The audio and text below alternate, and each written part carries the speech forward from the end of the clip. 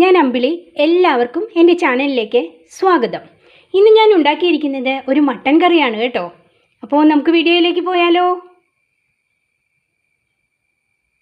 നമ്മളിന്ന് നല്ല സ്വാദിഷ്ടമായ ഒരു മട്ടൻ കറിയാണല്ലോ വയ്ക്കുന്നത്.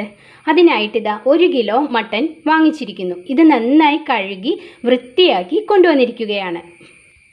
ആദ്യമായിട്ട് നമുക്ക് ഈ മട്ടനിലേക്ക് ആവശ്യമായ പൊടികൾ ഒരു 1/4 ടീസ്പൂൺ വീതം ചേർത്ത് കൊടുക്കാം.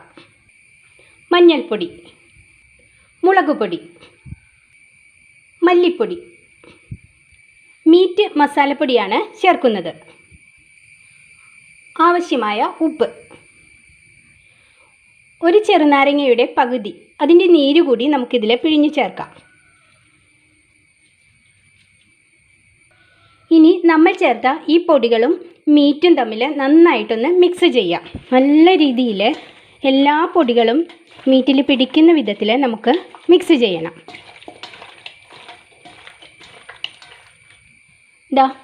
നന്നായിട്ട് മിക്സ് ചെയ്തിട്ടുണ്ട്. ഇതിനി ഒരു 20 മിനിറ്റോളം നമുക്ക് മീറ്റ് റെസ്റ്റ് ചെയ്യാൻ വെച്ചിട്ട് ഏകദേശം 20 മിനിറ്റോളം ആയിരിക്കുന്നു. ഈ പാകത്തിനായിട്ടുണ്ട്. ഞാൻ കുക്കറിലാണ് ഈ മീറ്റ് വേവിച്ചെടുക്കുന്നത്. അതിനായിട്ട് റെസ്റ്റ് ചെയ്യാൻ വെച്ച മീറ്റ് നമുക്ക് ഈ കുക്കറിലേക്ക് ആഡ് ചെയ്ത് കൊടുക്കാം.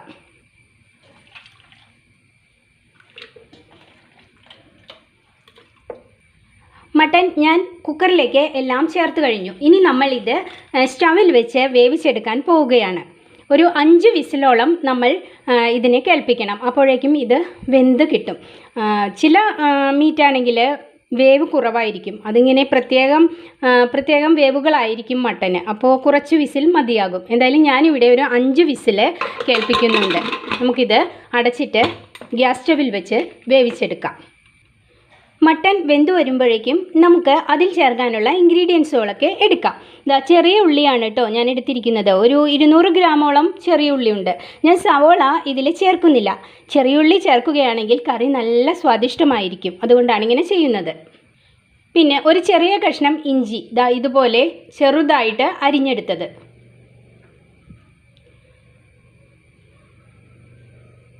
ഒരു 15 വെളുത്തുള്ളി നെടുകെ കീറിയത്, 6 പച്ചമുളക്.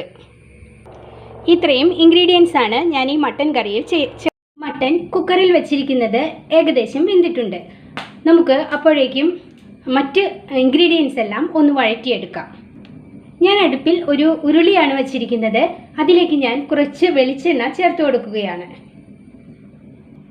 ചൂടായി വരുന്ന എണ്ണയിലേക്ക് നമുക്ക് 1-2 കഷ്ണം കറുവപ്പട്ട, പിന്നെ ചതച്ച ഏലക്കായ, ഒരു 2 ഗ്രാമ്പു ഇത്രയും ചേർത്ത് കൊടുക്കാം.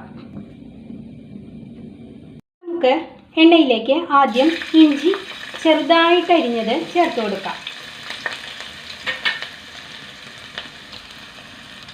തുടർന്ന് വെളുത്തുള്ളി, പച്ചമുളക്, ചെറിയ ഉള്ളി, കറിവേപ്പില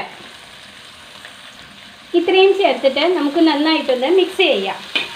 ഇത് ഈ എണ്ണയിൽ കിടന്ന് നല്ലവണ്ണം വഴന്നു വരണം. ഏകദേശം ഒരു ബ്രൗൺ നിറമാകുന്നത് വരെ നമ്മളിത് വഴറ്റിയെടുക്കണം. വഴറ്റാൻ വെച്ചത് ഏകദേശം വഴന്നിട്ടുണ്ട്. ഇനി നമുക്ക് അതിലേക്ക് ആവശ്യമായ പൊടികൾ ചേർത്ത് കൊടുക്കാം. 1 ടേബിൾ സ്പൂൺ മല്ലിപ്പൊടി, 1 ടേബിൾ സ്പൂൺ മുളക് പൊടി, 1 ടീസ്പൂൺ മീറ്റ് മസാല. നമ്മൾ ഗരം മസാല ചേർക്കുന്നില്ല. അതിന് പകരമായിട്ട് ഞാൻ ഏലക്കായ ചതച്ചതും കറുവപ്പട്ടയും ഗ്രാമ്പുവും ഇതിൽ ചേർത്തിട്ടുണ്ടല്ലോ. അടുത്തതായിട്ട് 1 ടീസ്പൂൺ കുരുമുളക് പൊടി കൂടി ഞാൻ ആഡ് ചെയ്യുന്നുണ്ട്. ഇനി നമുക്ക് എല്ലാം കൂടി ഒന്ന് മിക്സ് ചെയ്യാം. ഇൻഗ്രീഡിയൻസും പൊടികൾ നന്നായിട്ടൊന്ന് മൂത്തോട്ടെ. നല്ലവണ്ണം മൂക്കണം.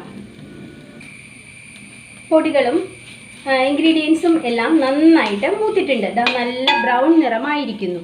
ഇനി ഇതിലേക്ക് നമുക്ക് കുക്കറിൽ വേവിച്ച് വെച്ചിരിക്കുന്ന മട്ടൻ ആഡ് ചെയ്ത് കൊടുക്കാം. മട്ടൻ ഇതുപോലെ വെന്തിട്ടുണ്ട്. പാകത്തിനാണ് ഇതിൻ്റെ വേഗ്. ഇനി ഇത് നമുക്ക് ഇതിലേക്ക് ചേർത്ത് കൊടുക്കാം. നമ്മൾ മട്ടനിൽ ഒട്ടും തന്നെ വെള്ളം ചേർത്തിരുന്നില്ല. ഇത് കണ്ടോ, ഇത് വെന്തപ്പോൾ ഇതിൽ നല്ലവണ്ണം വെള്ളമുണ്ട്. ഇതെല്ലാം കൂടി നമുക്കൊന്ന് മിക്സ് ചെയ്യാം. ഇനി ഈ അടുപ്പിലിരുന്ന് പതുക്കെ, ഇത് വെന്തിട്ടുണ്ട് എന്നാലും ഒരു കുറച്ച് സമയം കൂടി ഇതിലിരുന്ന് ഈ മസാലപ്പൊടികളും ഇൻഗ്രീഡിയൻസും മീറ്റും തമ്മിൽ ഒന്ന് ഇഴുകി ചേരണം. എന്നാലാണ് അതിന് നല്ലൊരു ടേസ്റ്റ് വരികയുള്ളൂ.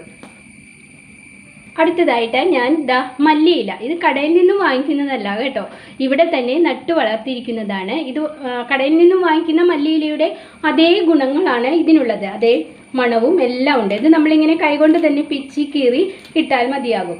വളരെ ഗുണകരമാണ് ഈ മല്ലിയില, നമുക്ക് വീട്ടിൽ വളർത്താവുന്നതുമാണ്.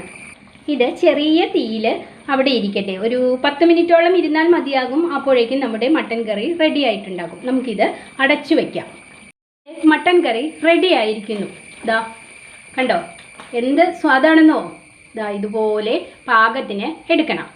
ഈ മട്ടൻ കറി വളരെ സ്വാദിഷ്ടമാണ്. ഇത് പത്തിരിയുടെ കൂടെ കഴിക്കാൻ വളരെ നല്ലതാണ്. ചോറിൻ്റെ കൂടെയും അതുപോലെ തന്നെ ഇത് കഴിക്കാൻ വളരെ നല്ലതാണ്. അപ്പോൾ നിങ്ങൾ വീഡിയോ കണ്ട് ഇഷ്ടമായിട്ടുണ്ടെങ്കിൽ തീർച്ചയായിട്ടും ഇതൊന്ന് ട്രൈ ചെയ്ത് നോക്കണം. ഇത് നിങ്ങൾക്ക് വളരെ പ്രയോജനപ്പെടുക തന്നെ ചെയ്യും.